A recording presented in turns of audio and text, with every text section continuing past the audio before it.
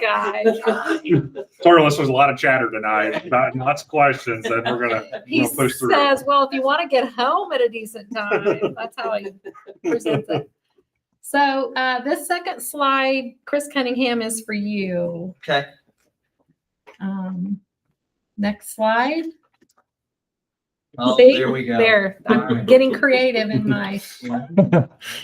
Okay, move on to the third one. Okay, so this is all about what's the legalities of legislation and what they have changed or did to us over the legislative session. The state increased the foundation amount approximately 2%, but that does include curricular materials funding previously funded separately. So what they've done is they are telling schools, well, we gave you a 2% increase, but that does include the curricular materials funding that we used to give you in a separate reimbursement. So that's all combined now. So when it comes time to negotiations, or it comes time to calculating our 15%, or when it comes time to actually seeing what we need for budget purposes, we have to make sure that we pull that amount out. And for us, that's about $350,000. And I'll show you that in a few slides later. Okay. What has decreased in the tuition support is almost all of the special funding. So our complexity, which is based on our free and reduced funding, they have lowered. So that did not help us being a high free and reduced school corporation. The academic performance grant was decreased. The dual credit funding will be totally eliminated in the 26-27 school year. Special ed, CTE, non-English speaking, and then all of that has been reduced. What has not changed is that the virtual funding is 85% of our regular tuition support per student, and we have about 24 virtual students this year. Go ahead. Curricular materials, when I do calculate what comes out of tuition, I subtract basically $160 per student. So in 2024, where we were reimbursed $353,000, we spent over $1 million. In 2025, we were that means the 24-25 school year, we were reimbursed $365,500 at a total cost of $852,000. So that is how much the corporation is basically spending on curricular materials for our students versus what we're getting reimbursed. Teacher compensation, Senate Bill 146, the minimum salary is now $45,000. And now our requirement now is to spend 65% of including benefits, up from 62%. We are not going to meet that 62% from the 24-25 school year. It looks to me like it's going to be more along the line of 60, a little over 60%. There's no longer any penalties, but we will, once we get notice that we didn't spend the 62%, we'll have to put that on the website that says that we didn't meet the requirement. And part of the reason for that is because as our tuition support increased, and last year it did increase because we had more students, that's kind of your denominator of the equation. So as that went up, we were unable to meet that 62%.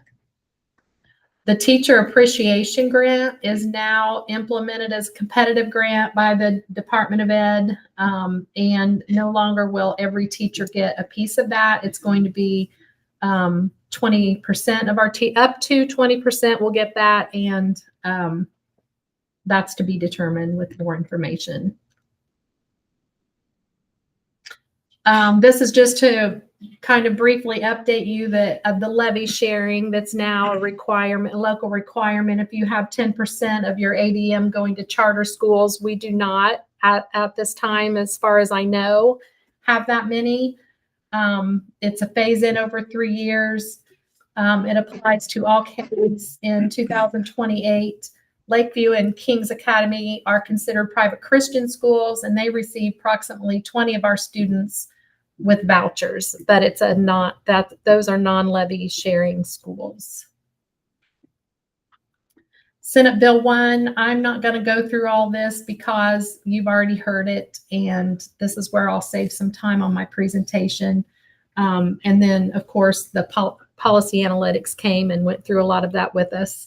So go ahead, Steve.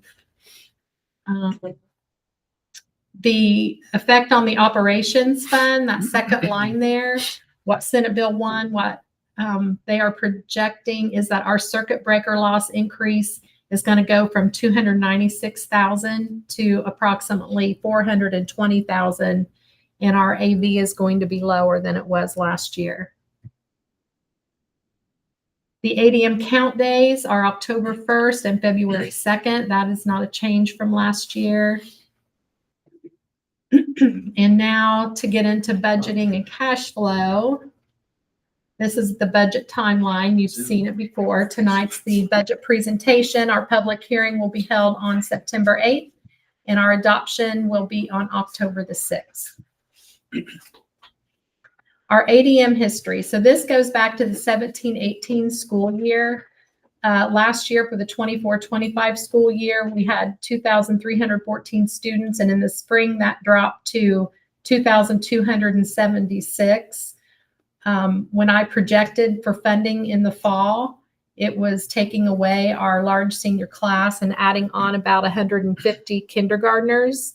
And so I projected for funding that would fall around 2,228. As of today, our kindergarten class is a lot less than that. Students have went elsewhere. Some have not come back. As far as we can tell, and our ADM as of today was 2,167. So that does not fare well for a great budget year. I got to be honest. It was probably, when you're looking at 9,000 per student and you're losing 150 students, that's a lot of funding that's going to be lost. I had to get very creative on this budget. So to make figures work, because we haven't made the significant cuts that we need to make. I think that those are coming, and Jeremy and I and Steve will discuss that with you in executive session. But you need to know that that loss of funding at 9,000 per student has played a significant part on this budget process. Are those numbers, since they're lower, do they look like they're students that live here that are now going out of district? Because before we didn't really have many that did that.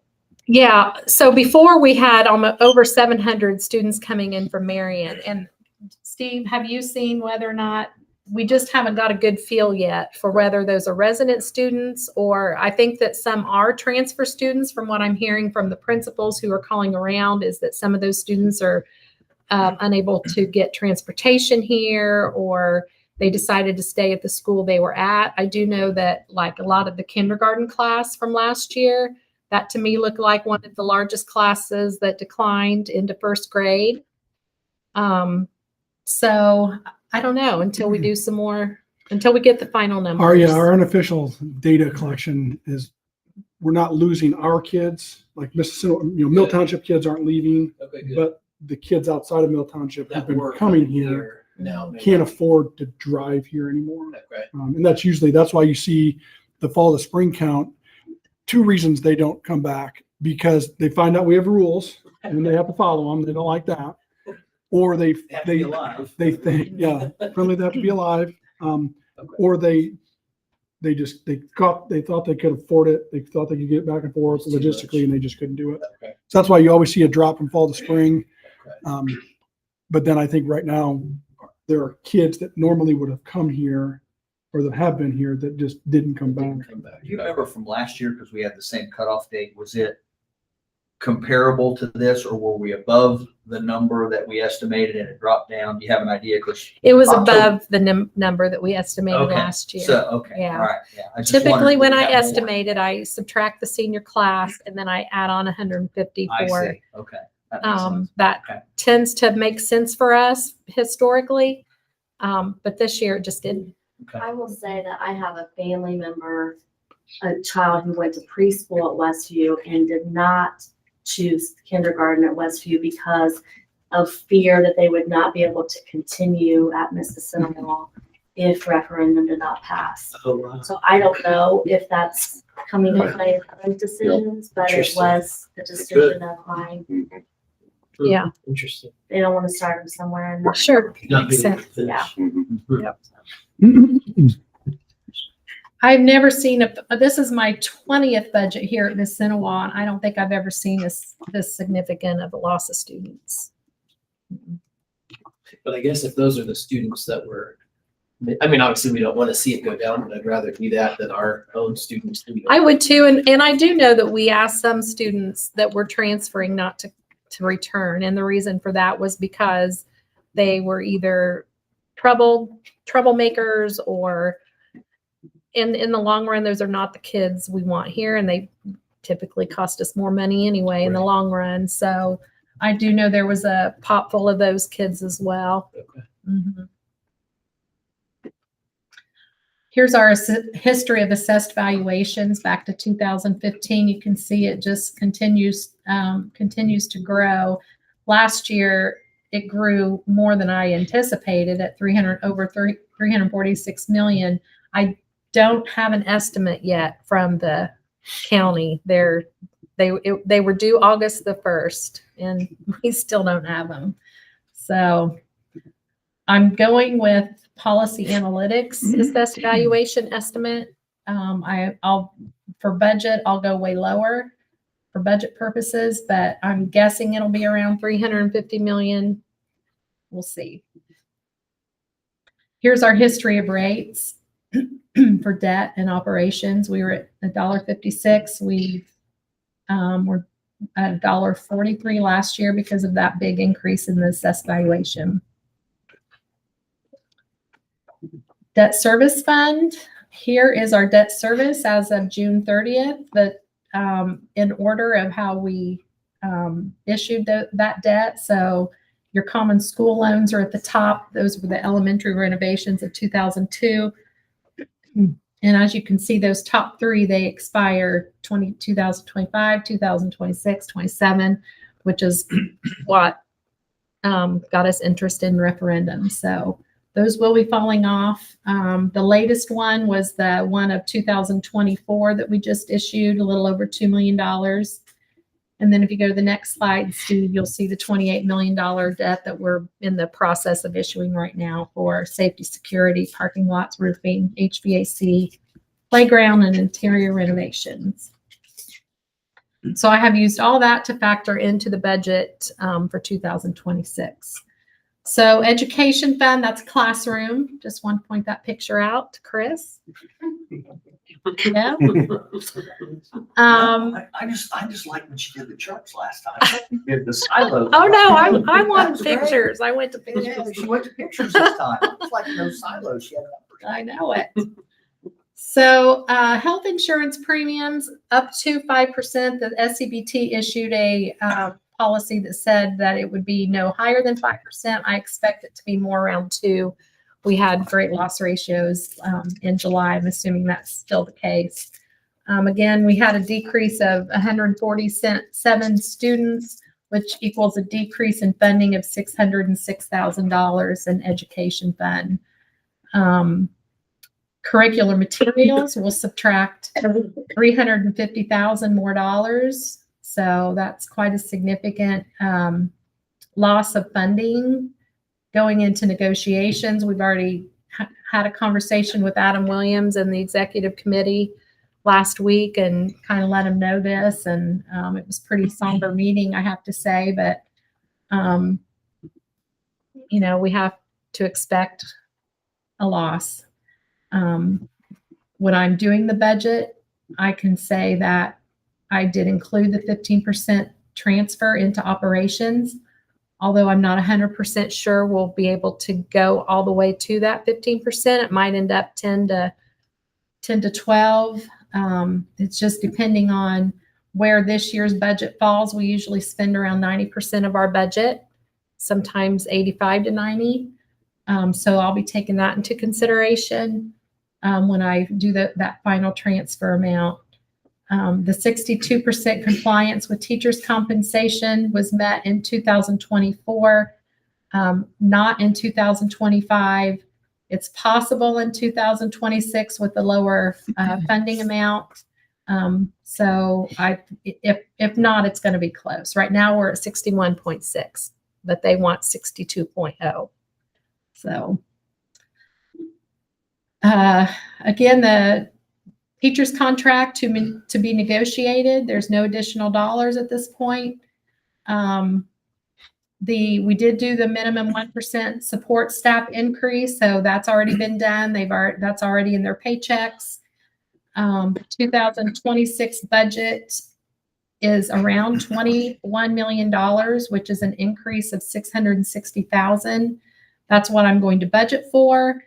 The revenue source for that is going to be our tuition support. And again, it may be that we don't transfer the 15%. It may be that we have to do more budget cuts in 2025 and again in 2026, second half RIFs.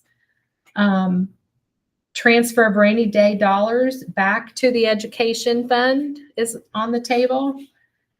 I do believe our operating fund is still dependent on the 15% transfer from education.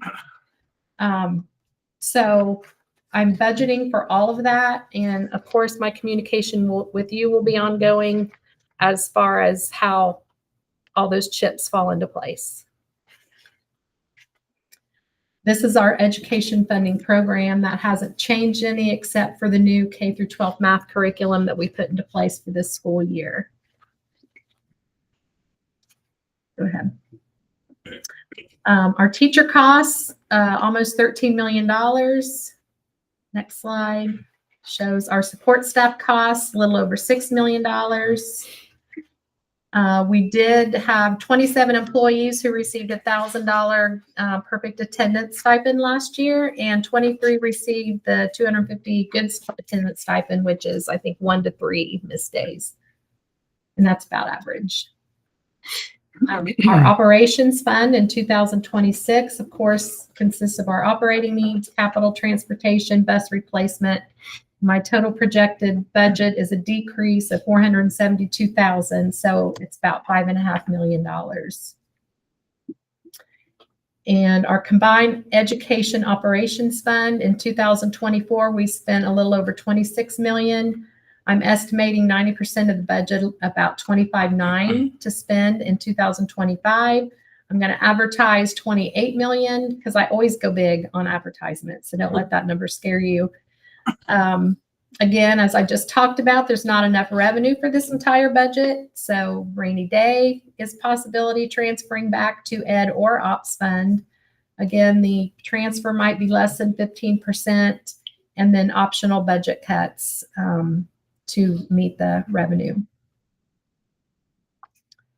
Our capital needs, I'm going to go over this pretty quickly. Again, this slide is in the board agenda. This next several slides will show you per building go ahead, Steve, what we stop here though. What we have done over the past several years at each of the buildings. 2025 is year 8 of the future allocation for the turf replacement. We did an 8-year plan at $50,000 a year. So that $400,000 is banked in 2025. So here's another decision we make at this point is, do we allow for referendum or project dollars to go ahead and do that and release this $400,000 back to the operations fund? That's a possibility. That's something we can talk about. Otherwise, it's there, but the turf's not ready to be replaced yet, from what I understand. It might be another 2 or 3 years. Once we do use this money to replace it, then we can start over, or we can anticipate another project down the road in another 8 to 10 years. So every 8 to 10 years, we're going to be replacing that turf field. So it's never completely paid for. The weight room equipment, this is something Leslie had me start doing 3 years ago, $10,000 a year. So we have $30,000 at some point to replace weight room equipment when it's needed. And then again, I'll just flip through these next slides, Steve. For each school, I listed all the projects that we've done, and I've listed what fund we've used, if it's been operating, if it's been a bond issuance, if it's been rainy day. I tried to list that for you so you would know where it came from. Yep, keep going. Middle school, that's just a big question mark. Your sports facilities, keep going. And then the bus replacement plan, or this is transportation, I think, yeah. So here's our total budget for transportation. $1.2 million for 16 drivers, 3 aides, 16 routes, 21 buses, 4 special purpose buses, and 2 vans. And bus replacement, maybe 1, very doubtful. So again, the publication of the budget, I do higher the better. I always go high. You'll see high rates, you'll see high levies, you'll see high budgets. And so once I receive the notice from the state, once all the chips fall into place, I'll make a determination whether or not we need to reduce the 2025 budget or the 2026 budget. I'll see what revenue sources are coming in, and then we'll make those determinations from there. Here is the total circuit breaker loss since 2016. We've lost almost $3.5 million. And here's our 2025 approved budget. Our assessed value again was $346 million. We had an ADM of 2,314. For budget purposes, I'm going to advertise $231 million AV, and although I'm estimating it around $342 million. And here's estimated tax rates based on $342 million. It would be a little over $1.62. And that is also including the 2025 $28 million bond issuance. That's all included in that.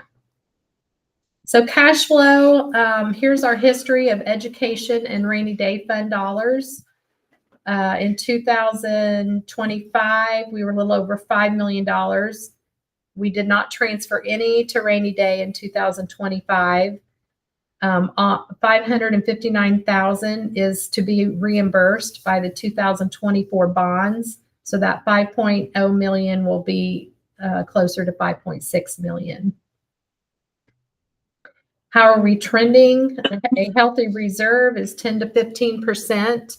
Our education and rainy day ending balance as percentage of disbursements, as you can see, is at 30%. So we do have a good cash balance, thankfully, so that we can weather these storms, because I do think this is a storm, and hopefully it's not a trend-setting storm, but it is down. We were up at near 45% in 2023, but we had a good negotiation where we gave teachers a really good raise, and so that took some of our cash balance at that point. But we are still up around 30%, and we'll see where it goes. Here's the history of our rainy day fund. We put it in place in 2020. This is what we have appropriated out of that rainy day fund. And of course, I still continue to update it and add that to your board drive monthly. You can go in and see on your cash flow worksheets what all we're spending our rainy day fund on. So if you ever have any questions over that, feel free to let me know. I will advertise. Tonight I'm going to ask permission to advertise. That's on the board agenda. And then I will we will hold the public hearing on September 8th. And then this is the annual resolution that I ask you to pass to allow reduction of appropriations in one of the budgets. I ask you to do this every year, and it allows me then to negotiate with the state at the end of, or when they send me the 1782 notice, and that allows me to manipulate the budgets and get a good, healthy budget for 2026. So no, that's coming, and then I'll answer any questions. So question on transportation. Mm-hmm, So we've talked about what the possible hit might be mm-hmm. based on Senate Rolled Act 1. Should we be buying a bus if we're looking at? No, and we just bought 3. So I think we're at a good, healthy place with buses. I put that in there, and I'll put that in our bus replacement plan just in case, it's just in case, basically. The days I think of us buying 1 or 2 buses per year automatically have ended. I don't think we'll see that for a while. Okay. And then the other question I had was based on the referenda Mhm, and looking at the operating side of that. mhm. Did you do any projections and looking at that, what we would actually need on that to, maintain where we're at now? Yeah, so we're in the process of that right now. We actually called the policy analytics. We don't have solid numbers for you yet. Okay. Hopefully by next week. We met policy analytics today. Plan is we're going to Baker Tilly, Stiefel, and policy analytics together on a call next week. I have a rough idea of what it needs. We're going to need a bare minimum of $1.2 million annually. Could be, and we're going to project that out. There's a few different factors with it. Could be upwards to needing 1.5 to 2 million annually from an operating referendum. Now, the question I had on that for Jill, whoever, so if we get that money, and when you say operating referenda, does that give Jill the ability to move that between accounts? Does it have to stay specifically in that? No, so what you mean move between like education fund? Right. So it's its own separate fund, but you have flexibility to use it for Okay. operations and or education fund. Okay. Yeah. Thanks. So will there be discussion around the turf money amongst us? Yes. Or is that? Yeah, I think that's something you should be thinking about. We've spent 8 years saving money for that. But when we started it, we weren't thinking of projects necessarily. It's a source that we can use that would free up money for the operations fund. We talked about it a little bit today, but I think it's a Mhm. discussion that we need to have as a Yeah. group too. That was a question I had similar to that too. I was gonna wait till we got in here, but how are we better off taking that turf money now and using it since we have a healthy cash balance if something were to happen, rather than pulling it from there Right. and keeping the turf? Right. Just interested Yeah. in what you thought. hmm Do we have somebody inspecting the field? Like, will somebody, the company put it in or? Yes. And they'll tell us I when think it's Ted time? did that before he left, and they said it would probably be another 2 years or so before it would be ready to be replaced. So, Okay. Yep. At least a minimum of 2, might be even longer than that. So, but It's the in- price will they increase take too. good- So. They take really good care of it, and it's in really good shape.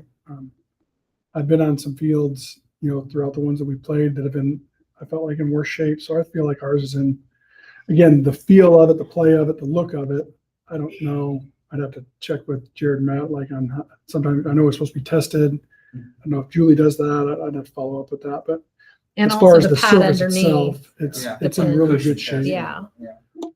We've been fortunate that we haven't dealt with flooding. I don't know if you saw some of those turf fields that were hit, some of that flooding, kind of all over the country, but just like all the carpet, just like bald in the center. I mean, it's just nightmares. But we have insurance for stuff like that. That's not the answer, but I think we're in really good shape from a field perspective. That we don't know what the price is gonna be to replace either. Yeah. Yeah, they Everything projected else is 400,000 8 years ago. I would say it's closer. My guess would be it's Yeah. closer to 800,000 at Yeah, this point. probably twice as much. as- Yeah. Jeez. Code price. Still, it didn't go down. Never mind. Did not go down. I can promise you that. Did not go My down. wife, when she screams, she'll buy eggs.